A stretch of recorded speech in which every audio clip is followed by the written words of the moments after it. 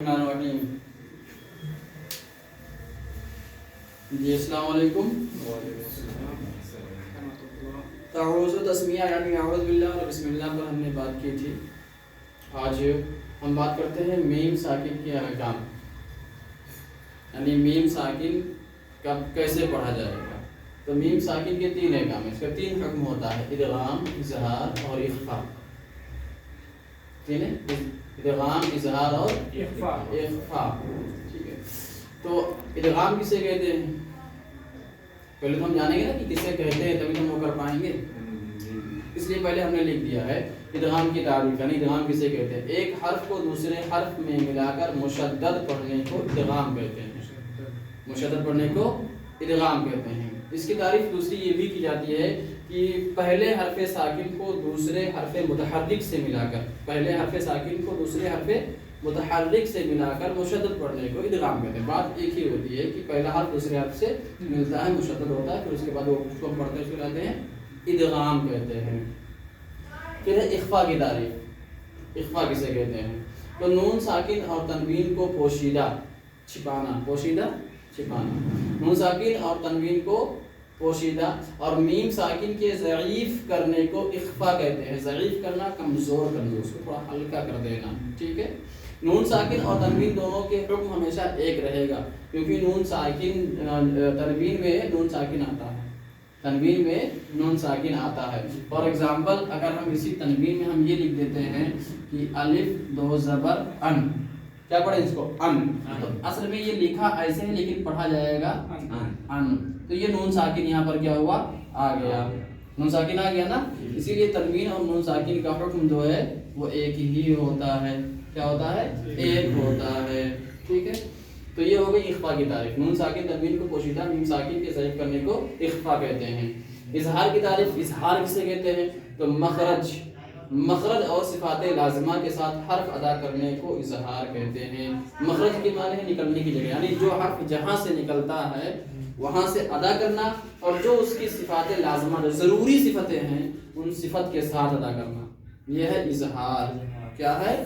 اظہار ہے۔ یہ تینوں تعریف سمجھ میں آ گیا؟ ٹھیک ہے۔ ادغام کہتے ہیں ایک حرف کو دوسرے حرف میں ملا کر مشدد پڑھنا، مشدد، تشدید والا، تشدید والا۔ ٹھیک ہے، جیسے اب پڑھتے ہیں غفور الرحیم، غفور، ٹھیک ہے، پھر کیا پڑھتے ہیں؟ رحیم، یہ رحیمون ہے، ٹھیک ہے، وقف کرتے ہیں تو رحیم پڑھتے ہیں، ٹھیک ہے۔ لیکن ہم یہ لکھا ہے غفور رحیمون، کیا لکھا ہے؟ غفور رحیمون، لیکن ہم جب پڑھتے ہیں تو غفور الرحیم کہتے ہیں، یعنی کہ یہاں تشدید آ جاتی ہے اور جو تنوین ہے وہ یہاں راستے آ کے مل جاتا ہے۔ یہ ہوتا ہے ادغام۔ کیا ہوتا ہے؟ ادغام۔ یہ ہم نے تنوین کا ادغام یہاں پر بتایا ہے، اس کا تنوین کا بتایا ہے۔ اور یہاں جو ہم بات کرنے والے ہیں وہ میم ساکن کی بات کرنے والے ہیں۔ اس کی بات کرنے والے ہیں، میم ساکن کی بات کرنے والے ہیں، ٹھیک ہے۔ تو میم ساکن کا پہلا کیا ہوگا؟ ادغام۔ ادغام کب ہوگا؟ میم ساکن کا ادغام کب ہوگا؟ تو سب سے پہلا والا جو ہے ادغام، ٹھیک ہے، ادغام، میم ساکن کا ادغام، ٹھیک ہے۔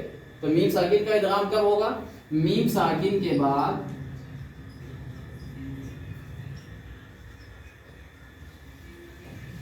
پھر میم آئے تو ادغام ہوگا۔ میم ساکن کے بعد پھر میم آ جائے تو کیا ہوگا؟ ادغام ہوگا، ٹھیک ہے۔ جیسے میم وغیرہ وغیرہ بہت ساری ہیں، ٹھیک ہے۔ دوسرا کیا ہے؟ اظہار۔ کیا ہے؟ اظہار ہے۔ تو اظہار کو ہم یوں لیں گے، اظہار کہ میم ساکن کے بعد میم، میم ساکن کے بعد میم اور با کے علاوہ، میم ساکن کے بعد میم اور با کے علاوہ، یعنی میم اور با کو چھوڑ کر کے کوئی اور حرف آئے، کوئی آئے تو اظہار ہوگا، یعنی پورا کا پورا میم اب کیا کرا جائے گا؟ پڑھا جائے گا. ٹھیک ہے, کیا ہوگا؟ اظہار ہوگا. جیسے آپ میم ساکن کے بعد کوئی بھی حرف آتا ہے تو اظہار کر کے آپ پڑھتے ہوئے چلے جاتے ہیں. انعمت علیہم غیر المغضوب علیہم, میم ساکن ہے, غیر المغضوب علیہم ولا الضالین. ہاں سب اظہار کرتے ہوئے چلے گئے میم ساکن کا. مما تو ادغام ہو رہا ہے, ساکن کی بات کر رہے ہیں, میم ساکن. اب کیا ہے کہ اخفا کب ہوگا؟ تو آسان سی بات ہے کہ صرف اب یہاں پر دیکھو تو با بچا ہے. کیا بچا ہے؟ با. یہاں با ہے نا علاوہ. تو اب کیا ہے, میم ساکن کا کیا ہو گیا؟ میم ساکن کے بعد میم آ رہا ہے تو کیا ہو جا رہا ہے؟ ادغام ہو رہا ہے. میم ساکن میم اور با کے علاوہ کوئی حرف مطلب با سے کچھ ہونے والا ہے تبھی یہاں با کو جوڑا گیا. یہ دو ہی حرف ہیں نا, میم اور با. میم اور با کے علاوہ کوئی حرف آئے گا تو اظہار ہوگا. اب میم سے مراد ہے میم ساکن کے بعد میم آئے گا تو کیا ہوگا؟ ادغام ہوگا. اب میم ساکن کے بعد اگر آئے تو میم ساکن کے بعد با آئے, کیا ہے؟ با آئے تو اخفا ہوگا. کیا ہوگا؟ اخفا ہوگا. اخفا کا تخفیف, ہلکا کرنا, کمزور کر دینا ہے نا. تخفیف اس کا آپ بولتے رہتے ہیں کہ تخفیف تخفیف. ایک تو یہ ہوگا اخفا ہوگا. کیا ہوگا؟ اخفا ہوگا. اور قرآن میں آپ پڑھتے ہوں گے بہت ساری آیتیں ہیں. وہ میم ساکن کے بعد میم آئے تو ادغام ہوگا. تو اس کا ایک ایگزامپل دے دیجیے عربی میں. میم ساکن کے بعد میم آ جائے تو وہ میم دوسرے میم سے مل جائے گا. ایگزامپل دے دیجیے عربی میں. تو یہ ساکن کون سا ہے؟ اس میں ہے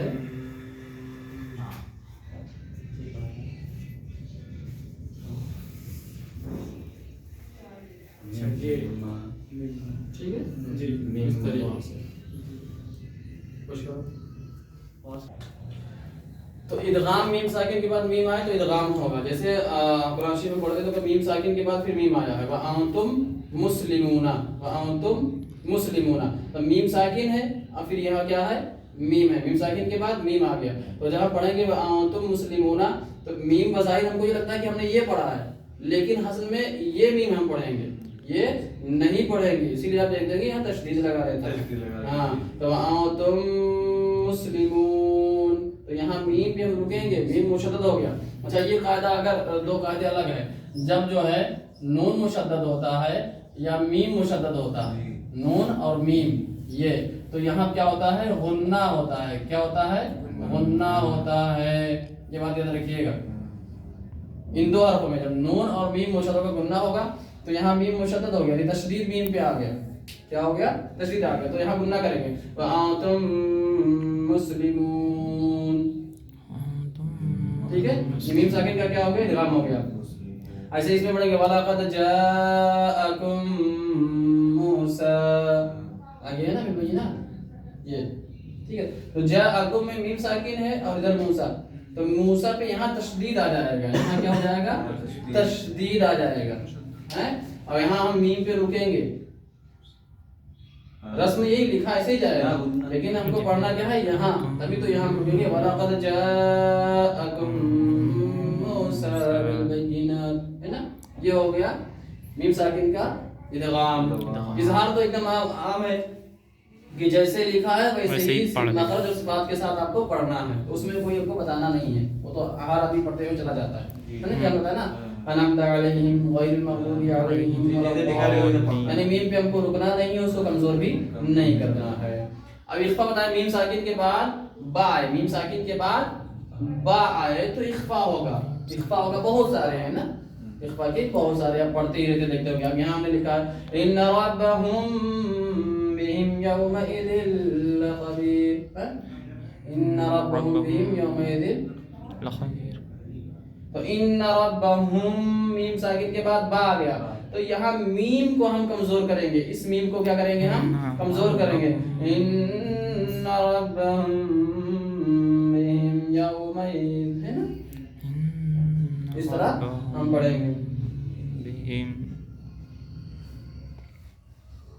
ان ربهم. اب یہاں اخفا کرنے میں بھی ہم کو رکنا ہے, لیکن میم پہ کہتے ہیں ما میم ہے نا, پڑھیں گے ان ربهم, دونوں ہونٹ چھپا گیا نا, ان ربهم دونوں ہونٹ چھپا, تو ہم یہاں کیا کہیں گے ان ربهم, یعنی ہونٹ ایسا رہے گا کہ ابھی چھوٹ جائے گا, ابھی چھوٹ جائے گا, ابھی چھوٹ جائے گا, کمزور کرنا ہے, دونوں ہونٹ برابر چپکانا نہیں ہے نا, ہلکا سا ایسا رہے کہ ابھی چھوٹے گا, تو اس طرح یہ میم کیا ہوگا, کمزور ہوگا, تو وہاں رکیں گے ہم اخفا میں. اخفا میں بھی ہم کو رکنا ہے اور ادغام میں بھی رکنا ہے, جہاں گنہ کریں گے وہاں رکنا ہے.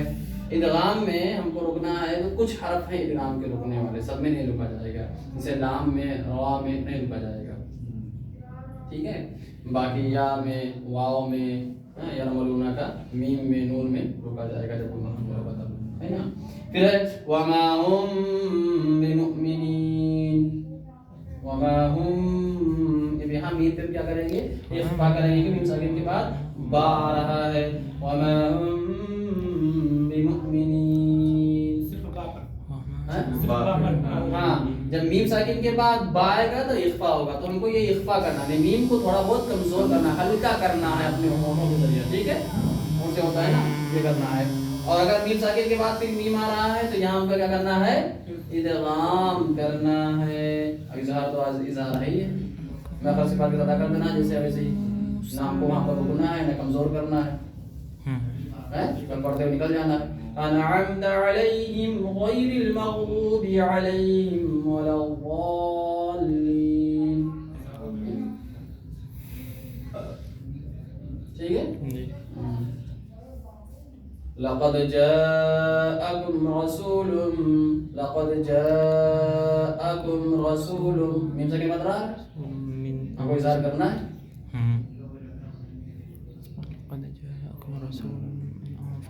پھر وہی آگے چلاؤ, لقد جاءکم رسول من انفسکم عزیز علیہ, عزیز علیہ ما عنتم حریص علیکم بالمؤمنین. با آیا, اخفا ہو گیا, اخفا کر دیا جی. یہی تو جب یہ قاعدے ہم کو یاد رہیں گے, کوشش پڑھیں گے, تو یہ سب آپ سامنے خود ہی نظر آنے لگے گا کہ یہاں یہ ہو رہا ہے, یہاں یہ ہو رہا ہے. تو میم ساکن کے تین احکام, تین حکم, یعنی تین قاعدے اس کے بنتے ہیں, ادغام, اظہار اور اخفا. یہ ہم نے الگ سے ایک بات لکھ دی ہے کہ جب نون اور میم جو ہے مشدد ہو تو وہاں پر غنہ کرنا ہے, یہ ایک عام سا قاعدہ ہے. یہاں پر ہم کو رکنا ہے, غنہ کرنا, لہرانا ہے. ان ربهم, ہے نا جی, کیا کرنا ہے, میم پہ ہے, الف لام میم پڑھتے نا, وَمِمَّا رَزَقْنَاهُمْ يُنْفِقُونَ, وَمِمَّا ہاں نے رکا, اپنے آپ کو تھوڑا سا وہاں روک کے رکھا, اس کو لہرایا تھوڑا سا, ہے نا, گنہ کیا ہم نے سے, نون پہ بھی گنہ کرنا رہتا ہے. اب میم ساکن ادغام, اظہار, اخفا. ادغام کب ہوگا, جب میم ساکن کے بعد میم آ جائے گا, میم ساکن کے بعد میم آ جائے گا, جیسے آپ نے یہاں پڑھا تم مسلمون میں میم ساکن کے بعد میم آ گیا ہے. تو اب اس میم کو اس میم میں ملا کر اس کو مشدد پڑھیں گے اور اس میم پہ ہم رکیں گے, ٹھیک ہے. دوسرا اظہار, اظہار کیسے کہتے ہیں, مخرج اور صفات لازمہ کے ساتھ حرف ادا کرنے کو اظہار کہتے ہیں, یعنی جیسے لکھا ہے ویسے ہم کو پڑھنا, اظہار کرنا. اخفا کیسے کہتے ہیں, تخفیف کرنے, ہلکا کرنے کو, کمزور کرنے کو اخفا کہتے ہیں. اخفا کب ہوگا, میم ساکن کے بعد جب با آئے گا تو اخفا ہوگا, کیا ہوگا, اخفا ہوگا. جیسے وما هم بمؤمنین, سمجھ میں آ گیا. تو میم ساکن کے کتنے قاعدے ہیں, تین قاعدے ہیں, ادغام, اظہار اور اخفا. ویسے کہتے ہیں اظہار, اخفا, ادغام, ایسے بھی کر سکتے ہیں جیسے چاہیں ویسے, ٹھیک ہے. کوئی ضروری نہیں کہ جیسے میں نے لکھا ویسے ترتیب ہونی چاہیے, ترتیب ادھر ادھر بھی ہو سکتی ہے لیکن وہ چیز وہی رہے گا, اظہار, اخفا, ادغام, ٹھیک ہے. یہ تینوں ہو گئے. اظہار مخرج صفات کا ادا ہوا, ٹھیک ہے. میم اور با کے علاوہ کوئی حرف آئے گا اظہار ہو جائے گا, میم اور با کے علاوہ کوئی حرف آئے گا تو کیا ہوگا, اظہار ہوگا. میم ساکن کے بعد میم آئے گا تو کیا ہوگا, ادغام ہوگا. میم ساکن کے بعد اگر با آ رہا ہے تو کیا ہو جائے گا, اخفا ہو جائے گا. سمجھ میں آ گئی بات, یہ پوچھا جائے گا, ٹھیک ہے.